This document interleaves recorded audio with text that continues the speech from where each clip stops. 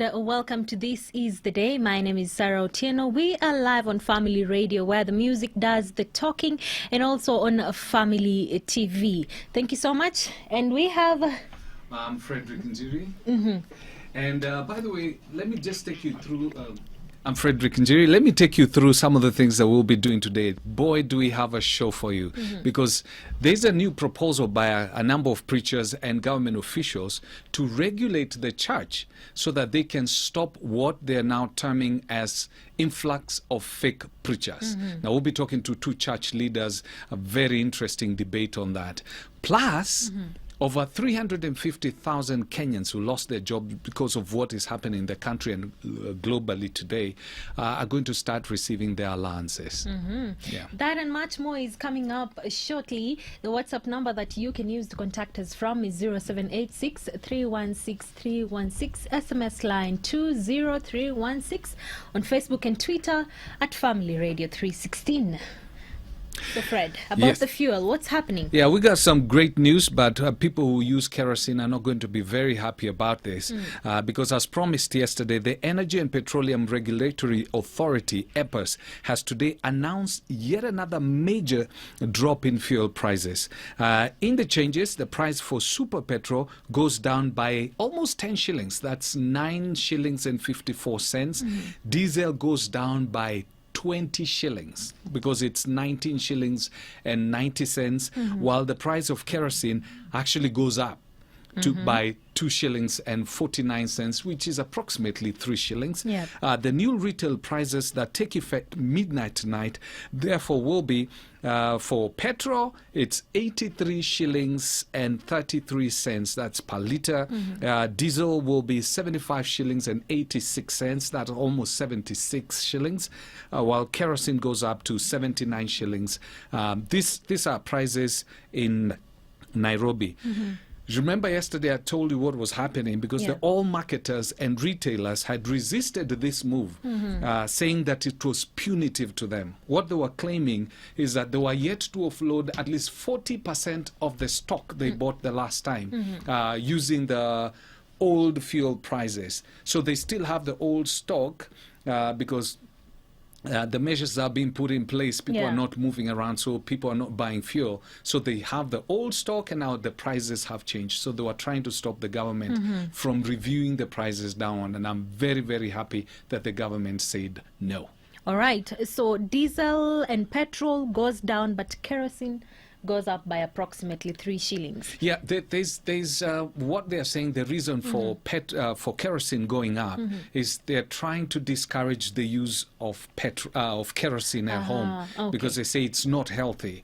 They're trying to introduce people to gas, but not so many people can actually afford the cooking gas. All right. And now let's move on to some more good news. And now the Labour Cabinet Secretary Simon Chelugui has revealed that several Kenyans rendered jobless by the COVID-19 pandemic would be receiving monthly stipend from the government. The ministry estimated that around 1.2 million Kenyans had lost or may have lost their jobs since the pandemic started early March in the country. Now the financial support proposal for vulnerable groups target about 350,000 workers who are set to receive about 5,000 shillings every month for the next 3 months. Well, this as mostly elderly person living in Bahati Estate in Nairobi are yet to receive from the government stipends that were said they were meant to cushion them during this pandemic. Tulipopata ili janga la coronavirus, tulianza na kuregister wale watu vulnerable, total orphans na wazee. Tulianza kwa ni miezi ngapi? Si miezi 2. Tumetuletea pesa hata kama ni mwisho wa mwezi, makatupatia. Hata kama ni wiki makatupatia. Hata kama ni 500. Serikali inataka kusaidia sisi. Wazee ni mapelekeo chakula kwa nyumba. Mwenye alisema mzuri na ni Mmeru, anajua chakula kikuja kwa chipo, hawezi kuona kitu. Well, this is a complaint by some of the elderly people, and what maybe they can be categorized under the vulnerable and the elderly. And they are saying if this has to be done, then the government needs to up their game, considering that we also have some more people that are going into that kitty, those that lost their jobs. Then clearly the government needs to up their game. True. Yeah. They should get at least some stipend. Well, this is a move that is going to draw a lot of controversy within the church circles, because there's a new move that has been birthed by a certain number of preachers and government officials that seeks to introduce laws that will see churches or preachers regulated in a move, sources say, is meant to stop the entry of what the officials term fake preachers. A section of the preachers who support the move say it will help rid the country or the Christian fraternity of preachers who've been soiling the good name of the faith by preaching sermons not based on biblical principles, and some who have been subjects of investigation by both the police and the media. If effected, the planned laws will stop persons who have not been trained in a theological school from heading or pastoring or even preaching in churches. However, a section of pastors are pushing for self-regulation. Now, I had an opportunity to talk to two church leaders over the same, what they thought, and they had two very different views. And I started off by asking them where this was coming from. This is what they had to say. I strongly believe that the government does not need to come in at all in the strongest term that it can be possible. But I know there's need for self-regulation. My take has been and remains this, that the way we have Law Society of Kenya, Yes. the Practitioners and Ethics Board, Yes. and the Kenya Association of Insurance, Yes. and they know how to regulate their own bodies for that matter, Yes. the players for that matter. Yeah. That is the work should be done in this country. Maybe the best the government can do is to have a dialogue with some of our leaders in the names of Archbishop Gitonga, and those who are closer to them as they have always been, Yes. and tell them how to get the act of the church together in order to help them regulate the affairs of the church, because church is a place where we have spiritual matters that many times the secular person or the government per se may not necessarily be able to understand, interpret, for regulation. If I can bring you in, Ambrose Weda. In fact, if you look at during this period, we have had so many people who are coming in. Some of them giving, saying that they're giving prophecies. Some of them, basically out of order completely biblically, and we've seen what happened in the past. People, televangelists coming in and literally conning people over the telly. Do you think the government should step in? How do we regulate this? I think the government, let me start by saying my credibility on talking on this is I am a canon in the Anglican Church. Yes.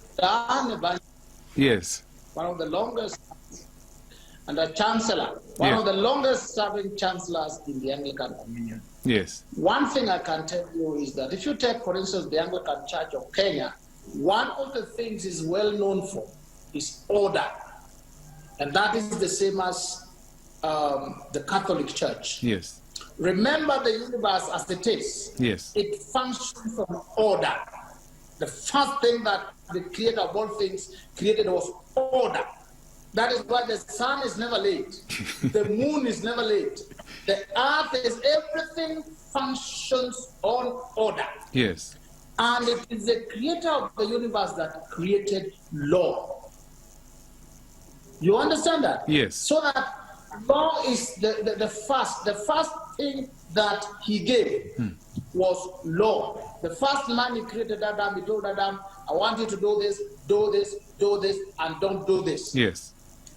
When he went to the second Christian, the nation of Israel, upon removing them from Egypt, the first thing he gave them in the wilderness was law. Yes.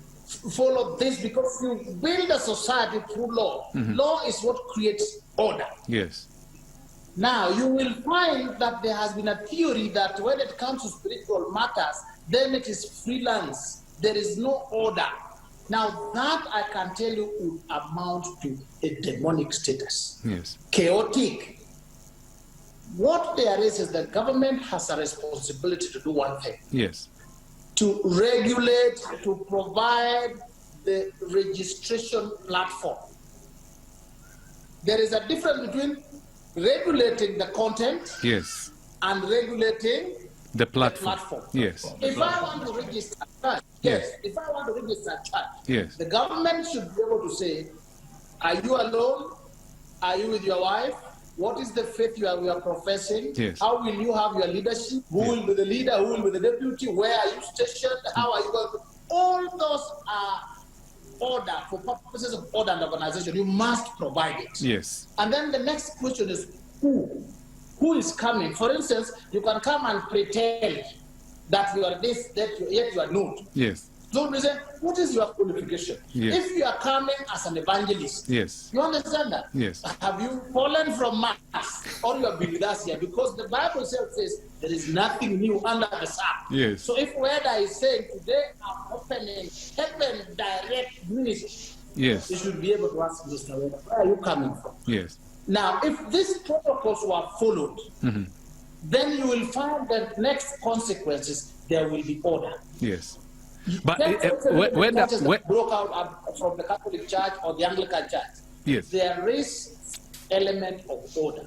But Now, we have also had a situation where people spring from the blues and they come with all sorts of prophecies and they zombify people. I can heal. You know, there are two things when you tell people, they will jump. Yes. Tell them about miracles. Yes. Tell them about healing. yeah. When you call people about miracles, we will all come. When you tell them about healing, they all come. So people know how to pry on others, to con others. Now, for the weak in society to be protected, we have formed a government that says, put minimum standards within which we operate. We can't just say, but it is spiritual. We have left it and you have seen where we are. Let me bring in Pastor Orengo in this. Pastor Orengo, so when you talk about self-regulation, Yes. because as one school of thought says, you know, we've tried self-regulation, but it is not really working. How do we ensure that we are not seeing basically comedians coming on the pulpit and basically doing what some of, I'm not saying quite a number of them are doing the right thing, but we have some people who are basically taking advantage of people and preaching things that are clearly not biblical. How do we ensure we don't have this without government regulation? Well, I want to put it very clearly this way. Now, you see, if when we go to things like moral laws, Yes. the government should come in. If a man rapes in the name of a pastor, there's a law to do that. Yes. If somebody steals money, embezzlement, and says things that are, of course, inciting people and lying to people that don't go to hospital and they will just be healed like that, then that is to be regulated. And it's already there in living the law of this country. Yes. But when it comes to things like, we want to, to look at things like theology, spiritual matters, content, as a brother would say. You know, how do you determine? You know, the callings, if you know the things of the kingdom of God. There are people who are just called, and the gifts of the Holy Ghost, that you are talking about them. They are so diverse in their operation that you cannot really now begin to ask somebody, where did you begin to have these things? Is it in your mother's womb? Is it in which school, which theological school, and which kind of this? You may not be able to really determine how you better set up the curriculum and the regulation of this kind of thing. And so for me, when it comes to divine laws on how God calls people and how he does it, let it be left for the church to regulate itself. But when it comes to moral laws, if somebody steals and does all that is common to what the Constitution provides in the law against, one against another, let them be arrested. Don't even talk about it. Why am I saying this? Of course, there are people in this country who are doing all manner in government. Yes. People are corrupt. Yes. People are stealing it all in loyal society. There are people who are doing all manner of drama. Drama is all over the places. But as we have always remained faithful to our Constitution, let the lawyers regulate themselves by LSK. Let the other guys regulate themselves by whatever insurances and medical staff and people like that. Because there are some details about their operations. You can't just go there and come from your school and try to regulate them. That is my take. All right. Whether Let me explain this theory of self-regulation. yes. It is not doing things the way you want. Self-regulation is itself regulation. You understand this? As a lawyer, I have been who you call an ethics judge for 7 years. Yes. The government tells you, you will peer review yourselves and punish yourselves. These are the parameters. Yes. You understand? Yes. So that your colleagues elect you. They elect me as a senior lawyer of over 10, 20 years standing to decide whether their conduct, their behavior is proper. And you do so within the context, the ambits of law which has been set. Yes. Now, when the church, some people in the church are talking about self-regulation, they are simply saying, leave us on our own, which is... No, it's a lie. It's not true. I don't think so. Honorable Ambrose, it's not true. Pastor... Let me just go. Yes. Okay, go right ahead, Ambrose. Let me just conclude. Yes. Yes. Number two, part of the biggest problem is people who have no idea, waking up from the holes where they are and proclaiming that they have been caught and that they are speaking of the Holy Spirit. But when you go to the law, God gave us a constitution. We call it the Bible. Yes. If you look at even the Pharisees and the Sadducees and whatever, they had to be trained. Jesus Christ trained 72, he then trained 12, then he appointed 3. Now, this one of ours, where I just come from, where I was taking my kabusa, then I said, today God has called me, now I'm opening a church. Surely this is what has caused chaos. Why do we say so? People will come and zombify others. What do they say? Miracles and healing. The result, you have seen the chaos which we have. If we had peer reviews, we would even say, now, can you go and bring these people you have healed from the mortuaries? You have seen even here prophets in this country say, we have healed this one from the mortuary, that one, but along the way to here, money has disappeared. This peer review, this self-regulation is about regulating through peers. The churches forming a committee or a group where they are able to review each other. All right. We have had you do 1,000 miracles. Can we also see? It can't be free for all, just free, yes. All right. Let me bring in Pastor Hezekiah. You had raised an issue on what Ambrose was saying about, you said what you were saying was not right. You see, you cannot say that all these guys are coming out to deceive people. True. And to lie. Yeah. No, the society is so complex, my brother. Let's be very honest. Every sector of it has the right people and the wrong people. I use money in this country. You do use money. 1,000 shillings, not 500, 200, 100, all manner. Yes. And there are some fake ones. Yes. And also there are genuine ones, but we go for the genuine ones. Yes. I believe, in my own estimation, I will never defend what is wrong, but I know that there are many more genuine ministers of the gospel than those who are doing wrong things. Just like politicians, they will also tell us they will be bringing roads and they will do this, and they know it's the work of the government. And MCA will tell you that, and MP will tell you that, and a governor will tell you that.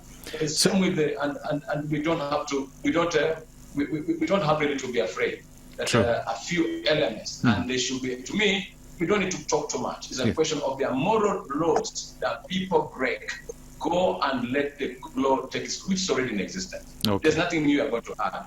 To me, there's been a movement of trying to muzzle the church and try to get into affairs that are, we just come to get to Orengo. If Orengo has raped, there are laws about raping and all these things. But all this matter that people are going to school are not going to school, how would you determine? That means the curriculum is not like the one you do for university, for nursery school, for primary or high school. All right, I need us to bring this to an end. Maybe very briefly, your last thought, Weda, and then I'll come to Pastor Orengo. Yeah, I'll tell you that if you regulate the questions of finances, yes, you know, like in the United States of America, what is under tight regulation is not what you preach or what you say. That has been left for you. But what is tightly controlled is finances. Every penny you collect, you must account for. And it must be documented. And As a result of that part of regulation, there's a lot of order. Here in Kenya, why we have all this disorganization is we have not been able to regulate collection of money and use of church money. And remember, it's not taxed. There are no records. If we were to regulate that, there will be no conmen will be out, liars will be out, investors will be out. We will have then the people who are genuinely caught. All right. Regulating money is not regulating the bringing of the good news. So that would be very good, and I'm thinking about it, and we will tell the people who matter that we need to regulate so that we monitor money. Every other thing will just follow you. All right. Let me bring in Hezekiah Orengo, Pastor Hezekiah Orengo. Just very briefly, your last thoughts. My last thought suggests that the muzzling of the church will not happen, must not happen, must not be entertained. We will stand against it in prayer. You know, there's one thing that when the politicians and the lawyers and the secular people go into thinking that they will muzzle the church, there has been many attempts and they will never work. To me, the church must give an opportunity like those set of Kenya, like the Kenya Insurance Society Association, and all these bodies, so that they are able to define certain details that a politician or a legislator is not able to interpret and understand. You don't tell us, go to school to get this so that you become that. That alone not even correct. There are many learned people who are messing up in this country. It's not about not being educated. It's not about money. I will tell you something. If you want to talk about money issues that my brother is raising, you know something. There's what we call, for example, sacrifice. And some of these guys want to abuse it and say, well, we are even, somebody even abuse pastors. All the churches are now closed. We are depending on tithe and offerings from manna because they don't understand. When we talk about depending on God, looking up to God, and God providing in His own miraculous ways that He did in the Bible days, they don't seem to understand. And when we talk about sacrifice, they cheat you. That you see, they at night they go and worship idols and this thing. What they don't like is the Christian God and Christian ways of doing things. Yeah. But they have sacrifices. They have where they give their money, believing that powers can rise up for them, and they go to become big lawyers in this country, big politicians through spiritual understanding of which is wickedness and spiritual darkness that we say. We will not want to delve into that, but let it be that we understand spiritual things need to be understood from that perspective of sacrifice, offerings, tithes, and that need to be understood by us. And when we go wrong, what is morally right, the laws will take place, they're already there. All right. The church, happen, must not happen. They're not going to waste their time. We are praying. And if they believe this thing doesn't work, let them go right ahead. Let us go to pray, and we shall return back on one point. God is for what is right, and God is against what is wrong. All right. Thank you very much, Pastor Amos Orengo and Canon Ambrose Weda. I know this is a discussion that can never come to an end, but I think the thoughts are very precious, and we'll be thinking about it as we watch how this is going to play out. Thank you very much, gentlemen. As you saw, very, very intense debate, and obviously it's a debate that is going to continue within the church circles. And there's $1 million question here. Do you support the proposal to have government regulate churches to stop what they are saying is the influx of fake preachers? Do you support that move by the government, or the proposal by the government and some church leaders to regulate the church to stop the influx of what they term fake preachers? Let's hear your thoughts. You know the drill. The SMS is 20316.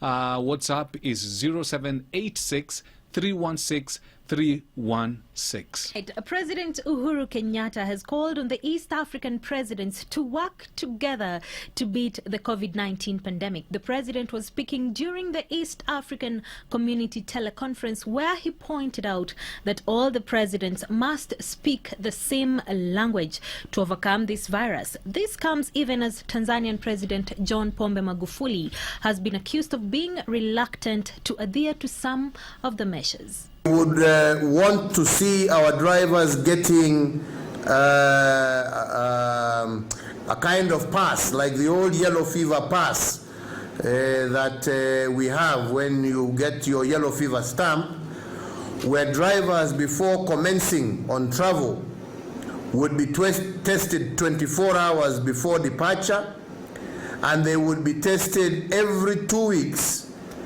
to ensure that they are not transmitting this virus, and also for them to stop at designated places, and furthermore, for us to limit to a maximum of 2 the number of operators who would operate a vehicle, 2 drivers per truck, as being the only ones who would be permitted to cross border. At the end of the day, unless we work together, we are not going to be able to solve this problem, because our borders are porous, our people are one, and therefore we must have a common position if we are to actually defeat this virus. Well, the head of state was basically speaking to the EAC presidents about the COVID situation within the region. This, as the health Chief Administrative Officer Dr. Mercy Mwangangi said that the porous borders have become high-risk areas that aid in the increasing numbers of COVID-19 cases that are now, since there are no strict surveillance. She said that the members of East African Community are discussing to see how the different countries can deal with this. Communities in these areas have also been advised to exercise Nyumba Kumi initiative and report people who cross the borders illegally. We are aware that many Kenyans have been voicing concerns regarding these emerging trends at our borders and the porosity at our borders.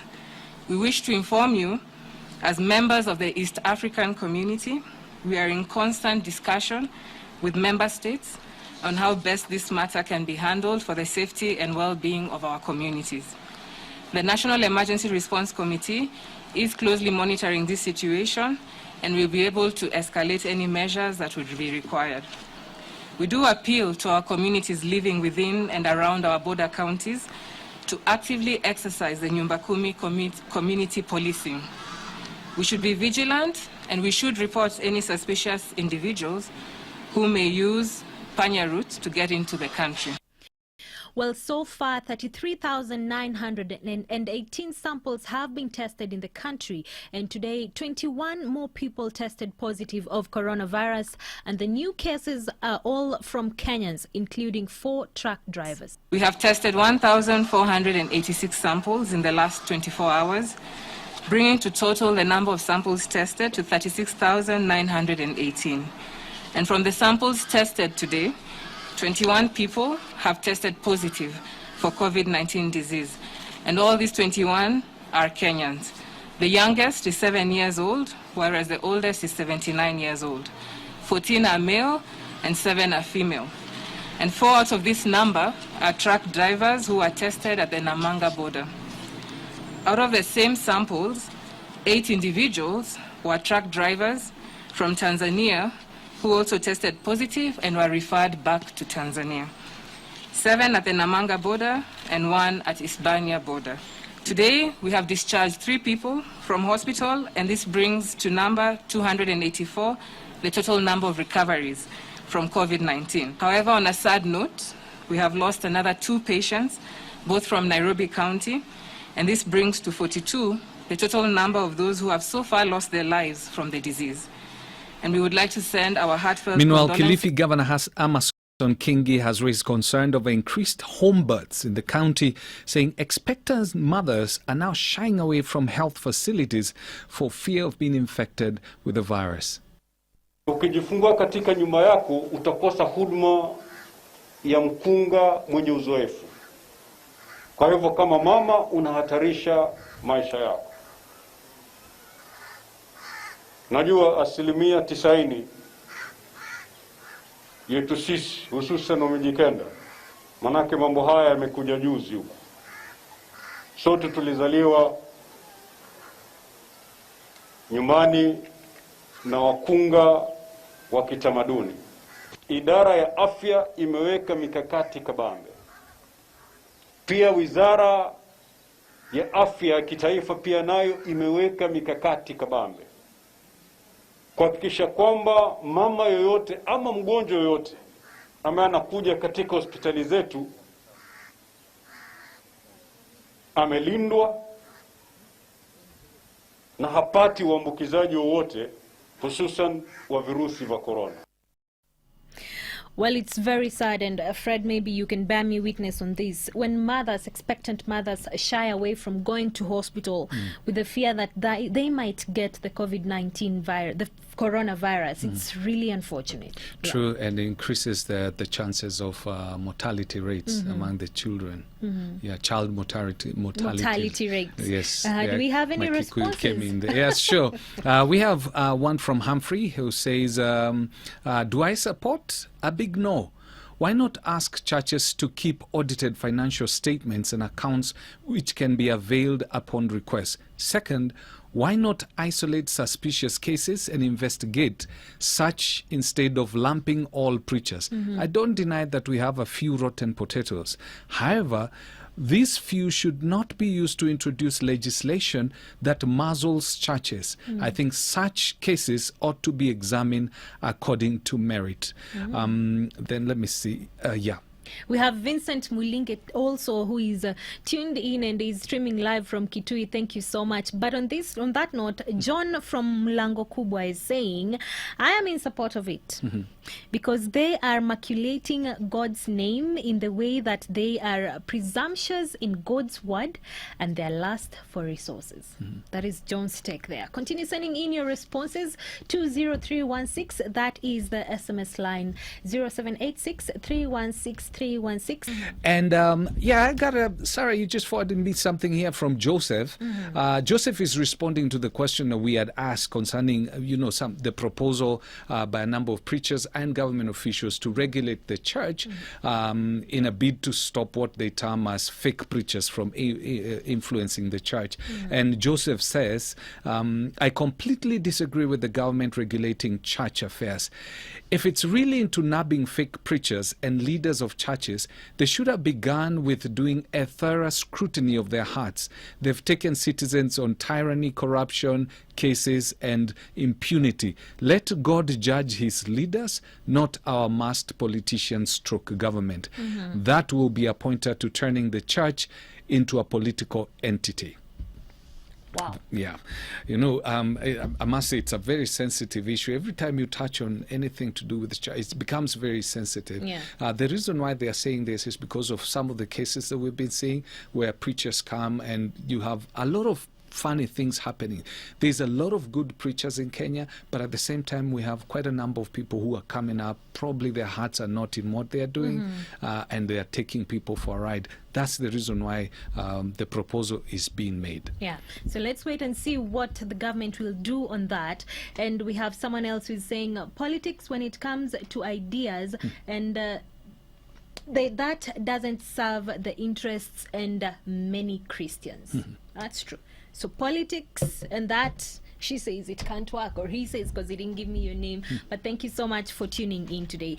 And let us move forward to some of the things that is happening. And job seeking still continues. And now more than ever, job seekers need to understand why they can adjust their strategies and stay motivated to find work they love doing even during this pandemic. So how can we make this happen? Some advice from one Nimrod Kimani, who is a HR consultant, and he talks to job seekers and how they can adjust their strategy and stay motivated and even find these jobs during the pandemic. Listen into this. Nimrod Kimani, thank you so much for joining us this evening. And I just want us to go through the process of application right now and during this pandemic.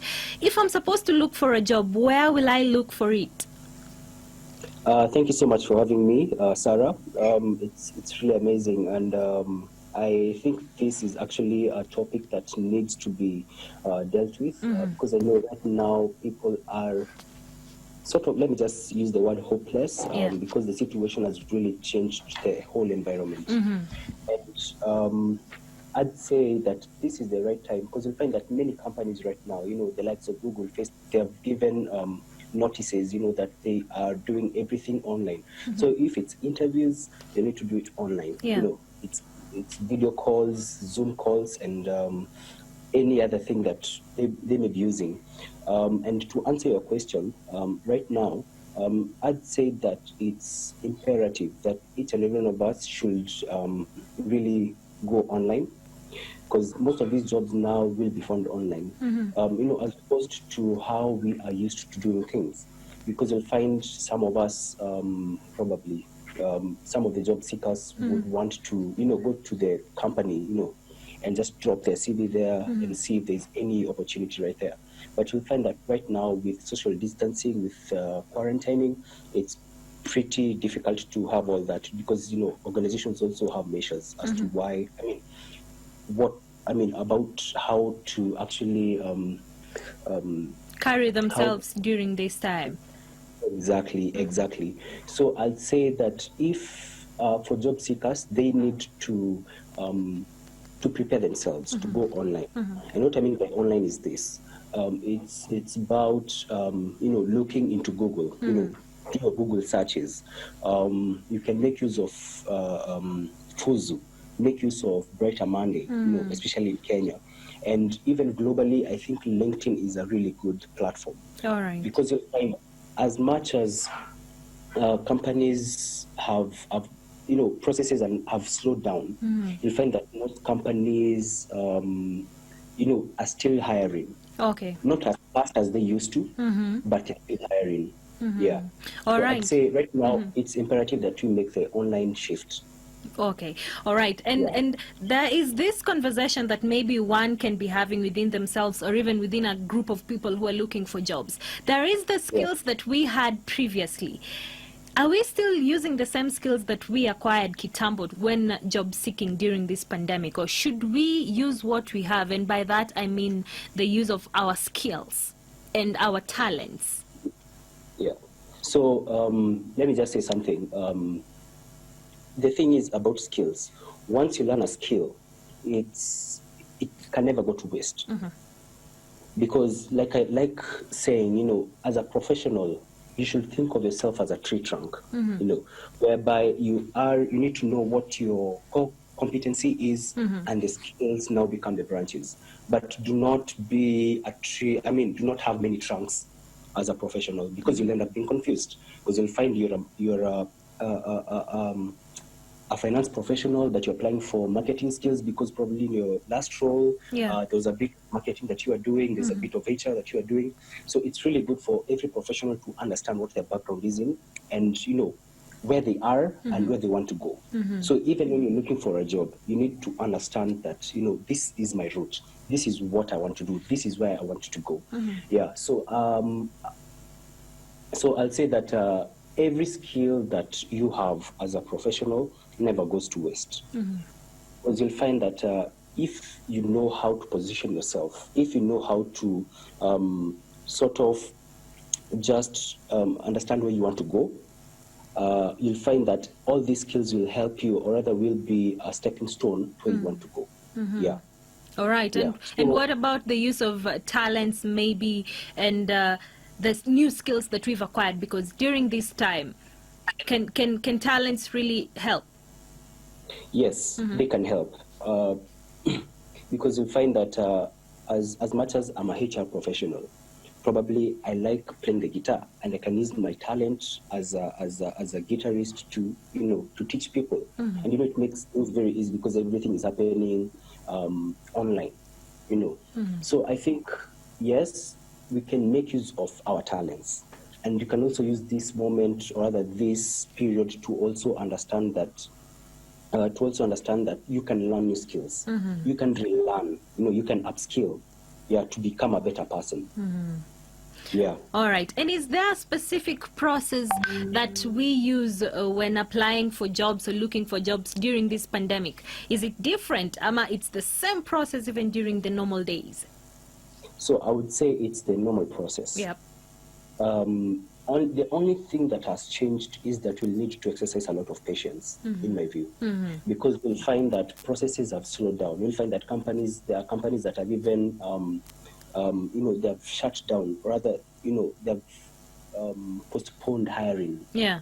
Because we find that they have decided to restructure, because, no company was prepared for this particular pandemic. So every company is doing its own kind of shift, the best way they know it, the best way how they know, they know it. Yeah. And I think that it's really good that we just get to understand that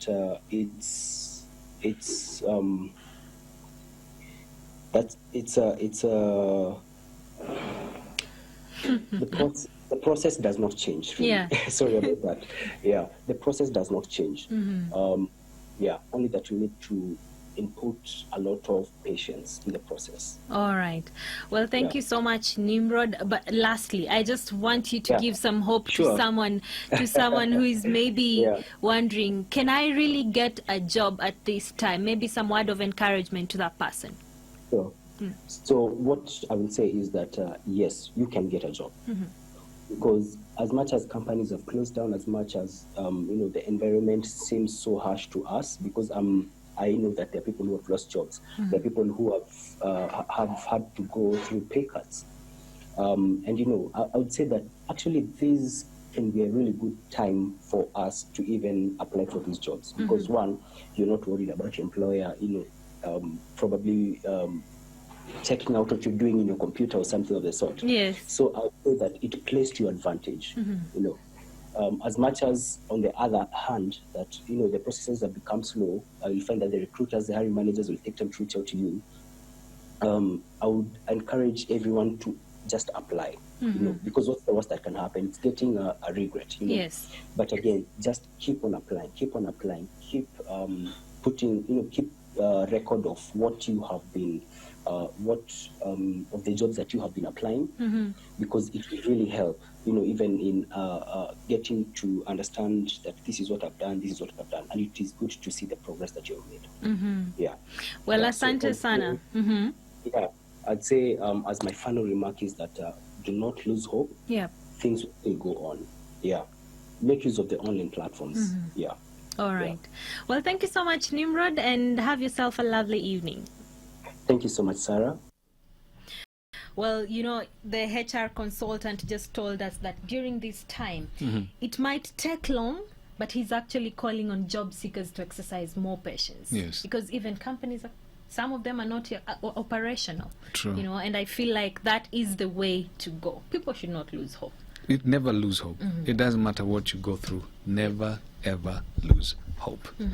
Well, despite the fact that the WHO says that the COVID-19 virus will be with us for a long time, at least now we are starting to see some positive things, and this coming from the UK, which have established, an antibody test that gives you 100% results in the sense that you can now be able to tell whether somebody has the COVID-19 virus by the antibodies that the body basically produces as it fights the virus. Yeah. So now they've come up with it, which I think is very, very positive. Once we start using this, then probably we're going to start seeing the incidents going down. Yeah. And this is a good place to start, because many countries have been battling this virus in different ways, and others are just striving to have a vaccine. But I feel like this is a good news. If we develop antibodies, then yeah.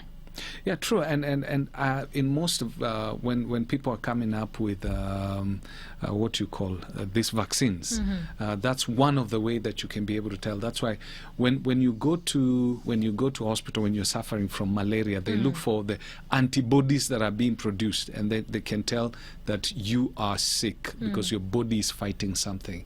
But they've been able to tell which particular kind of antibodies that are fighting the virus. So once they establish that you have these antibodies in your body, then they know that your body is fighting COVID-19. Wow, some good news there. True. Lynette is saying, thank you so much for the interview with Nimrod. There is still a chance.